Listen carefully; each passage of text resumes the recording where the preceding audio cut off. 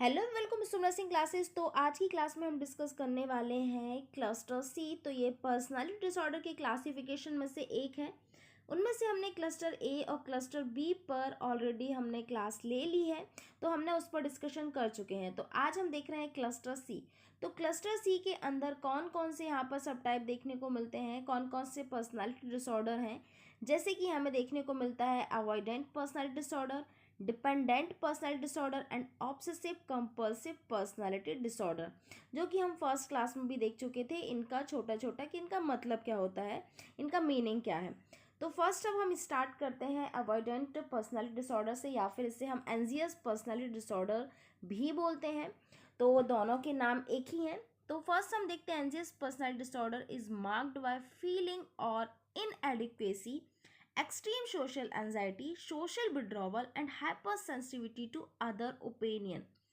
तो जो anxious personality disorder वाले जो पेशेंट होते हैं ना, तो वो क्या रहते हैं, बहुत ही उनकी जो फीलिंग होती है ना वो बहुत ही इनएडिक्वेट होती है। मतलब जो उनकी फीलिंग होती है इनएडिक्वेसी देखने को मिलती है। इसके साथ साथ ना इनमें ना जो समाज को लेके, सोसाइटी को लेके बहुत ज़्यादा एंजाइटी देखने को मिलती है। और इसके साथ साथ वो सोशल विड्रॉवल, मतलब सोसाइटी से दूर रहना चाहते हैं।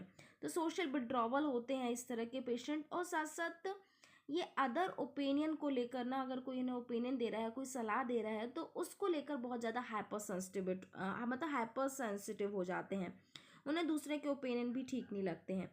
एंड प्यूपल विथ, ये प्यूपल लिखा हुआ है आर, इसमें गलती से टाइप हो गया। People with this disorder have low self-esteem and poor self-confidence. They dwell on the negative and have difficulty viewing situation and interaction objectively।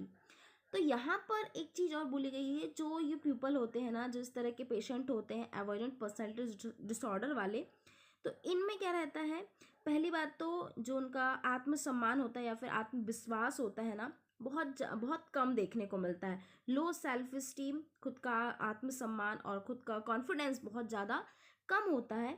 इसके साथ साथ they dwell on the negative and have difficulty with situation and interaction objectivity. इस तरह के person जो होते हैं ना, नकारात्मक जो नेगेटिव चीज़ें होती हैं ना, उन पर ज़्यादा ध्यान देते हैं। मतलब जो उनका कंसंट्रेशन होता है ना, मोस्टली नेगेटिव चीज़ों पर ही जाता है। और इसके साथ साथ ना वो कोई किसी भी सिचुएशन को या फिर हम बोल सकते हैं किसी भी सिचुएशन को या फिर बातचीत को ना, होता है ना एक निष्पक्ष या फिर पक्ष या निष्पक्ष, तो वो निष्पक्ष रूप से नहीं देख सकते हैं। देखते तो है लेकिन उनको क्या होता है, डिफ़िकल्टी होती है। तो किसी भी बात को या फिर किसी भी सिचुएशन को वो निष्पक्ष रूप से नहीं देख सकते या फिर नहीं उसका डाउट क्लियर नहीं कर सकते। तो इस तरह के पेशेंट कौन से होते हैं, अवॉइडेंट पर्सनालिटी डिसऑर्डर। ध्यान रखिएगा कि इस तरह के पर्सन में क्या देखने को मिलता है। फर्स्टली तो जो उनकी फीलिंग होती है इनएडिक्वेसी होती है, मतलब जो उनकी भावनाएं होती हैं इनएडिक्वेट देखने को मिलती है। कोई फीलिंग्स में ज़्यादा मतलब बोलते हैं ना कि एक एडिक्वेट फीलिंग होनी चाहिए, बट इनमें क्या जो फीलिंग्स होती है इनएडिक्वेट होती है। और सोशल एंजाइटी पर्सन होते हैं। इसके साथ साथ सोशल विड्रॉवल भी होते हैं। और इनके साथ साथ इनका जो खुद का जो सेल्फ स्टीम होता है, सेल्फ कॉन्फिडेंस होता है, बहुत ही ज़्यादा लो देखने को मिलता है। और ये नेगेटिव चीज़ों पर ज़्यादा कंसंट्रेशन करते हैं, नेगेटिव चीज़ों पर इनका ध्यान ज़्यादा जाता है। तो ये हो जाता है अवॉइडेंट पर्सनालिटी डिसऑर्डर। अब हम बात करते हैं इनके साइन एंड सिम्टम पर, कि इनके साइन एंड सिम्टम क्या क्या देखने को मिलते हैं। फर्स्ट हमें क्या देखने को मिलता है यहाँ पर, persistent feeling of tension and apprehension. तो इनमें क्या देखने को मिलता है, जो उनकी फीलिंग होती है ना, मोस्टली क्या देखने को मिलती है, persistent feeling of tension and apprehension. जो इनकी फीलिंग होती है ना, मोस्टली तनाव को लेकर या फिर किसी भी चीज़ को, होप को लेकर, आशंका मतलब डाउट को लेकर क्या रहती है, लगातार उनकी फीलिंग टेंस रहती है या फिर किसी भी चीज़ की आशंका होती है, मतलब डाउट होता है। तो कुछ इस तरह की हमें उनकी फीलिंग्स देखने को मिलेगी, टेंस रहेगी या फिर वो किसी भी चीज़ को लेकर क्या रहेंगे, बहुत ज़्यादा मतलब डाउटफुल रहेंगे। सेकंड है इनफीरियरली कॉम्प्लेक्स। इनकी जो भावना होगी ना, हीन भावना होगी, इनफीरियरली जो होगी इनकी भावना होगी। नेक्स्ट है fear of criticism, disapproval and rejection. इसके साथ साथ अदर सिम्टम है इनको किसी भी चीज़ का जजमेंट को लेके किसी भी चीज़ का अगर आपको उनको जजमेंट करने के लिए दे दिया जाए, जजमेंट को लेके या फिर किसी चीज़ की अस्वीकृति मतलब डिसअप्रूवल को लेकर या फिर किसी चीज़ की रिजेक्शन को लेकर बहुत डर रहता है कि कहीं मतलब मुझे इस चीज़ का रिजेक्शन ना करना पड़े, मुझे इसका चीज़ का त्याग ना करना पड़े। डिसअप्रूवल मतलब कोई मेरी बातों को अस्वीकृत ना कर दे, डिसअप्रूवल ना कर दे, या फिर क्रिटिसिज्म जजमेंट को लेकर बहुत ज़्यादा उनको डर रहता है। तो ये हो जाता है। नेक्स्ट है unwillingness to become involve with people. इसके साथ साथ ये ना मतलब लोगों के साथ जुड़ना पसंद नहीं करते, मतलब लोगों के साथ मिलना पसंद नहीं करते हैं, उनको लोगों के साथ मिलना अच्छा नहीं लगता है। नेक्स्ट सिम्टम है excessive pre occupation with being criticised और रिजेक्शन इन social situation.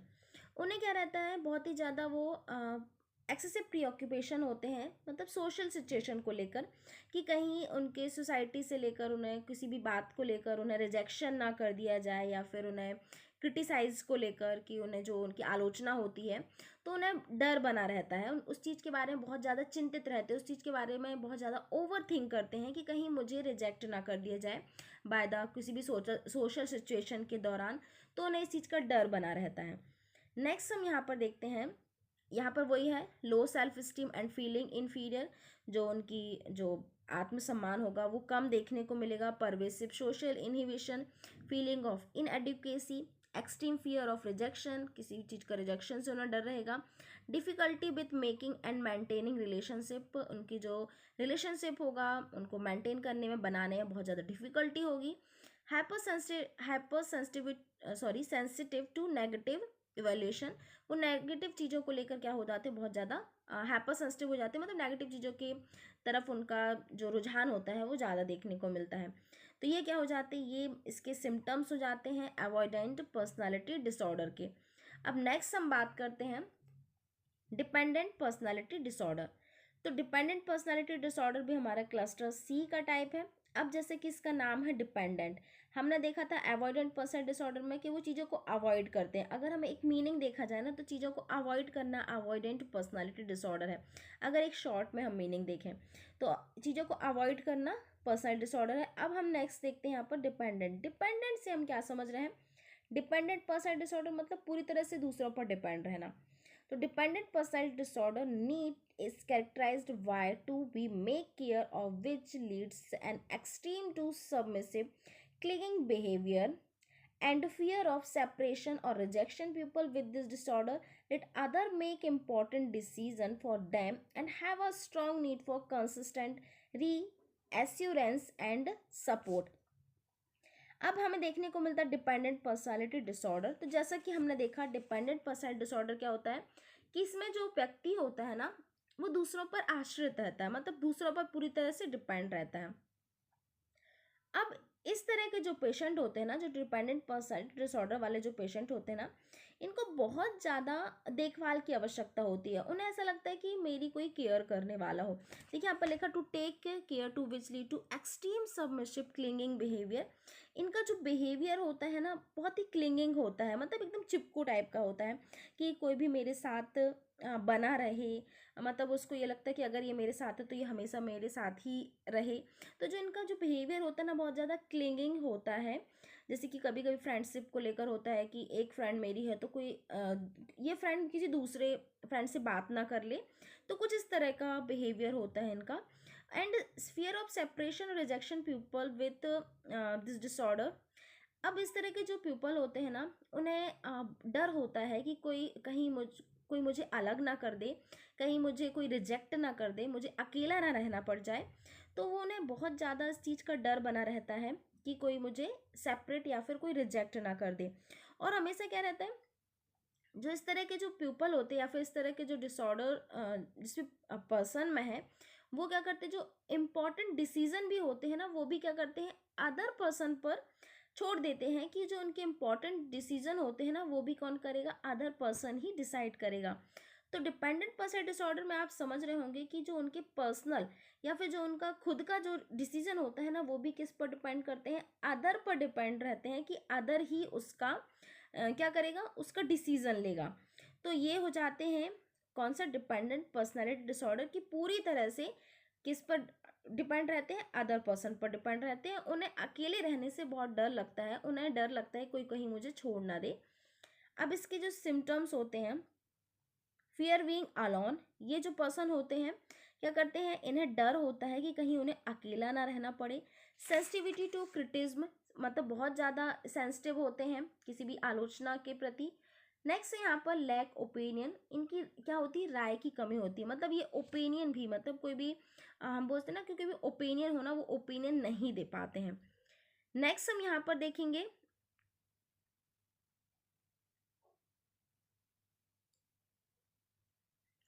Next other symptom की बात करते हैं, तो सब ordination of one and one need. अब यहाँ पर जैसे कि अभी हमने देखा डेफिनेशन में कि क्या होता है, इसमें सब ऑर्डिनेशन ऑफ वन और वन नीड, ये क्या रहते हैं, अभी अपनी आवश्यकताओं को मतलब दूसरों के लिए डिपेंड रहते हैं। जैसे कि अभी हमने देखा कि ये हमेशा अपना डिसीजन भी क्या करते हैं, दूसरों पर ही छोड़ देते हैं कि ये डिसीजन मेरा सेकंड पर्सन लेगा। तो कुछ इस तरह से देखने को मिलता है कि जो उनकी खुद की जो नीड होती है ना, वो भी क्या करते हैं, दूसरों पर ही डिपेंड रहते हैं। खुद की जो पर्सनल नीड भी होगी उसके लिए भी क्या रहेंगे, दूसरों पर ही डिपेंड रहेंगे। नेक्स्ट है अनविलिंगनेस टू मेक इवन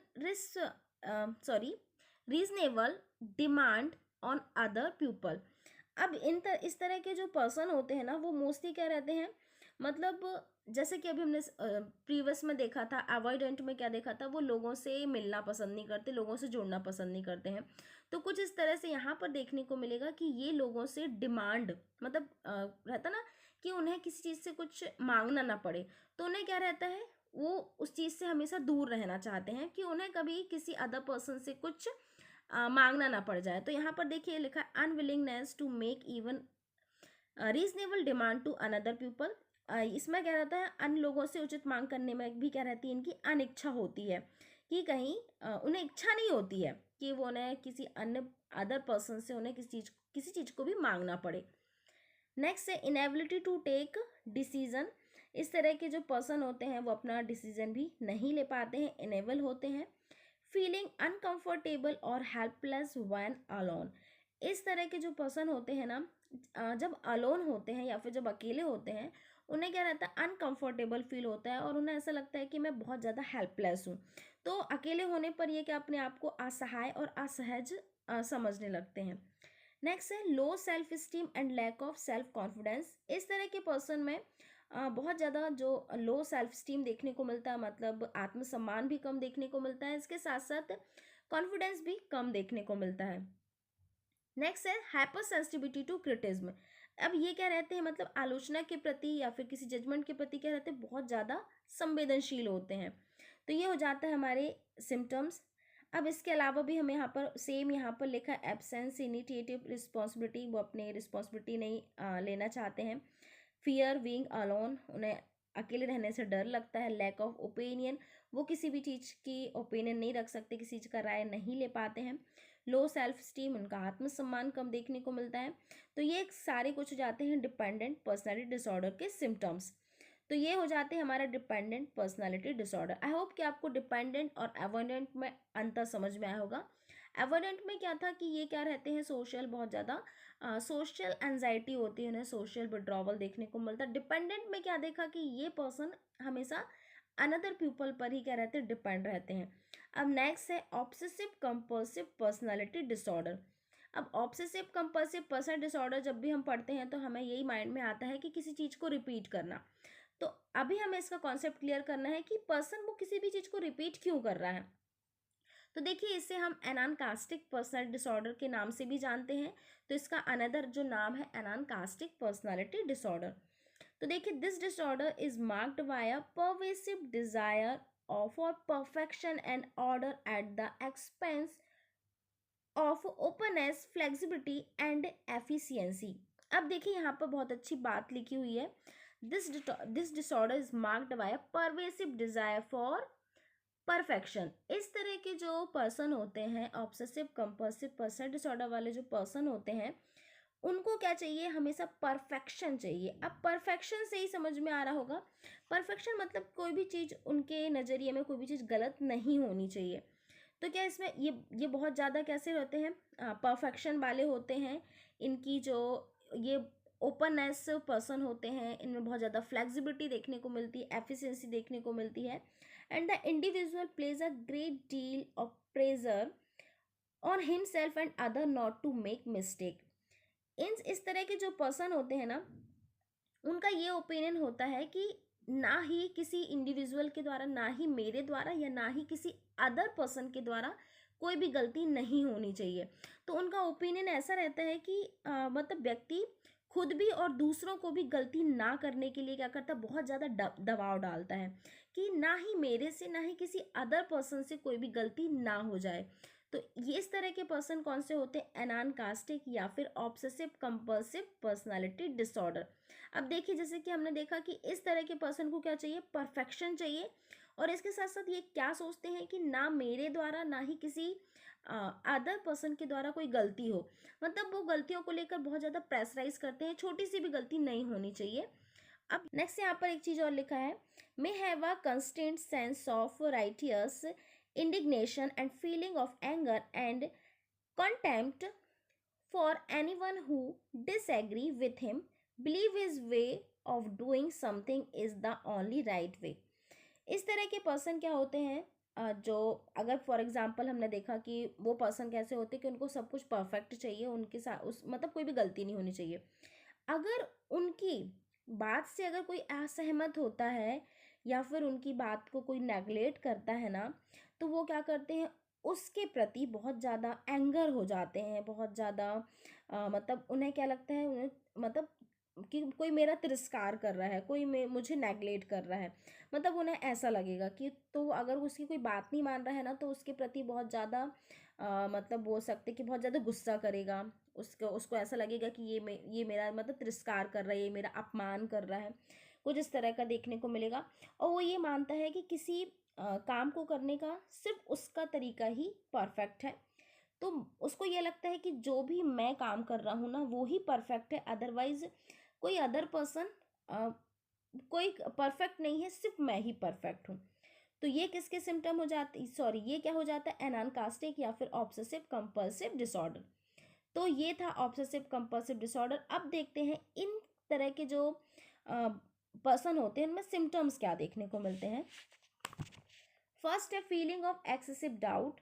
इस तरह के पर्सन में बहुत ज़्यादा डाउट होता है, बहुत ज़्यादा सावधानी होती है। अब देखिए, ऑब्सेसिव कंपल्सिव डिसऑर्डर में आप लोगों ने हमेशा एग्जांपल देखे होंगे कि वो अगर वो हैंड वॉश कर रहा है तो बार बार हैंड वॉश करेगा। अगर वो बार बार, अगर उसने लाइट ऑफ भी कर दी है फिर भी वो लाइट ऑफ बार बार करने जाएगा कि शायद मैंने लाइट ऑफ नहीं की है।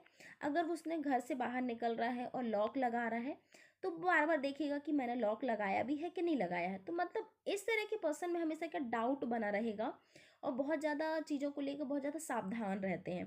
तो ये इस तरह के पर्सन मतलब चीज़ों को क्या करते हैं, अब इसी के चक्कर में, परफेक्शन के चक्कर में वो क्या करते हैं, सावधानी के चक्कर में उस चीज़ को बार बार रिपीट करते हैं। हैंड वॉश करने के बाद अगर किसी चीज़ को टच कर लिया तो वो अगेन हैंड वॉश करेंगे।